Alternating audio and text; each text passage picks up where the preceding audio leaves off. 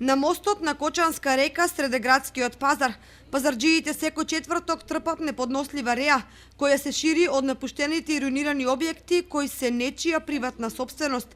Нивните газди, како да кренале раце од дуќаните за кои кога ги купувале, изброиле големи суми пари, не давајки се дека од нив ќе остваруваат профит, но со текот на годините пропаднале, а провалници ги доуништувале.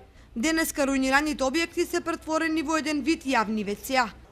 Ова е мостот на градскиот пазар во Кочани, каде што некогаш пред повеќе години функционираше како објекти, продавници во кои се продаваа на различни работи.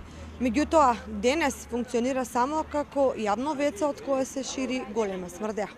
Покрај грдата слика и неподносливата реа, дуќаните представуваат потенцијална опасност за ширење разни заразни болести и епидемии.